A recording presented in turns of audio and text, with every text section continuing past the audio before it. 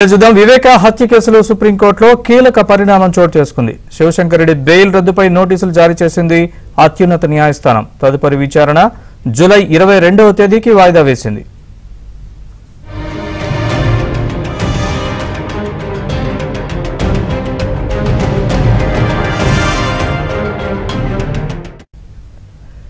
శివశంకర్ రెడ్డికి ఇటీవల బెయిల్ మంజూరు చేసింది తెలంగాణ హైకోర్టు. దాన్ని సుప్రీంలో సవాల్ చేశారు వివేక కుమార్తె సునీత. ఈ పిటిషన్పై జస్టిస్ సంజీవ్ ఖన్నా నేతృత్వంలోని ధర్మాసనం విచారణ జరిపింది. శివశంకర్ రెడ్డితో పాటు ప్రతివాదులందరికీ నోటీసులు జారీ చేసింది.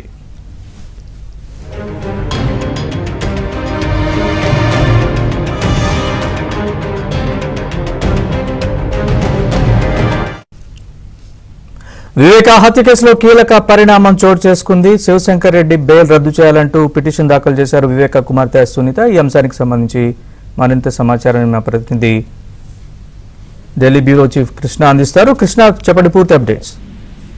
నరేష్, మాజీ మంత్రి వైఎస్ వివేకానంద రెడ్డి హత్య కేసులో నిందితుడిగా ఉన్నటువంటి జయరెడ్డి శంకర్ రెడ్డికి తెలంగాణ హైకోర్టు బెయిల్ మంజూరు చేయడాన్ని వివేకానంద రెడ్డి కుమార్తె సునీత సుప్రీంకోర్టులో ఛాలెంజ్ చేశారు.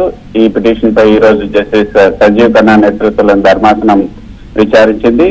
శివశంకర్ రెడ్డికి నోటీసులు జారీ చేయడంతో పాటు ఈ కేసు విచారణ సందర్భంగా పలు కీలకమైనటువంటి ఆసక్తికరమైనటువంటి అంశాలను కూడా ధర్మాసనం ప్రశ్నించింది. అసలు ఈ కేసులో విచారణ ఏ దశలో ఉందని కూడా ప్రశ్నించింది. ఆ సందర్భంగా సునీత తరపున హాజరైనటువంటి న్యాయవాది ఇప్పుడు ఛార్జెస్ ఫ్రేమ్ చేసే దశలో ఉంది. అయితే ఈ ఛార్జెస్ ప్రతి స్టేజ్ లోనూ ఈ యొక్క నిందితులు ప్రతి దాన్ని ఛాలెంజ్ చేస్తున్నారు. అందుకే ఈ కేసు విచారణ జాప్యం అవుతుంది అన్న విషయాన్ని కోర్టు దృష్టికి తీసుకొచ్చారు. అయితే ఈ కేసులో ఇంకా ఎవరెవరికి ఈ యొక్క బెయిల్ మంజూరు అయిందన్న అంశాన్ని కూడా జస్టిస్ సంజీవ్ ఖన్నా తెలపాలని కోరినప్పుడు ఈ కేసులో అవినాష్ రెడ్డికి మాత్రం యాంటిసిపేటరీ బెయిల్ వచ్చింది. దాన్ని కూడా సునీత ఈ సుప్రీంకోర్టులో ఛాలెంజ్ చేసిన విషయాన్ని ధర్మాసనం దృష్టికి తీసుకొచ్చారు.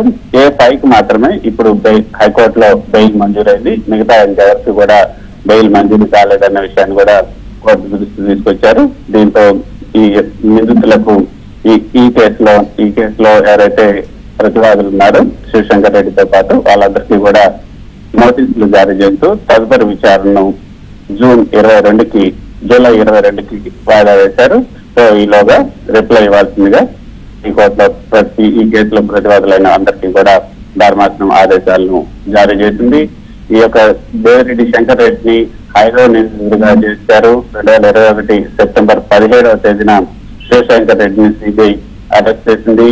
ఆ తర్వాత ఇటీవల హైకోర్టులో బెయిల్ మంజూరీ సందర్భంగా తమ వాదనలు కూడా సిబిఐ అదేవిధంగా సునీత కూడా వాదనలు వినిపించారు. అదే వాదనలు ఇక్కడ కూడా ఈ రోజు దాఖలు చేసినటువంటి పిటిషన్ లో కూడా సునీత ఆ యొక్క ఆర్గ్యుమెంట్స్ కూడా తను పిటిషన్ లో పేర్కొన్నారు. శివశంకర్ రెడ్డికి బెయిల్ మంజూరు చేస్తే సాక్షులకు ప్రాణహాని ఉంది. శంకరయ్య, గంగాధర్ రెడ్డి, వినయతుల్లా, వెంకటరమణ, జగదీశ్వర్ రెడ్డి వీళ్ళందరినీ కూడా శివశంకర్ రెడ్డి బెదిరించారు. వాళ్ళ వాంగ్మూలము కూడా ఉన్నాయి. ఆ మేరకు అవినాష్ రెడ్డి అనుచరుడు అయినటువంటి శివశంకర్ రెడ్డికి ఎమ్మెల్సీ టికెట్ ఇప్పించాలన్న ప్రయత్నాలు విఫలమయ్యాయి. దాంతో వివేక హత్యకు అందరూ కలిసి కుట్రలు పన్నారని ఈ పిటిషన్ లో పేర్కొన్నారు. శివశంకర్ రెడ్డికి సన్నిహితులైనటువంటి గంగిరెడ్డి ద్వారా ఈ కుట్రను అమలు చేయించారు. దానికోసం 40 కోట్ల రూపాయల ఒప్పందం కూడా కుదిరింది. శివశంకర్ రెడ్డి మొదట ₹1 కోటి ఇచ్చారు.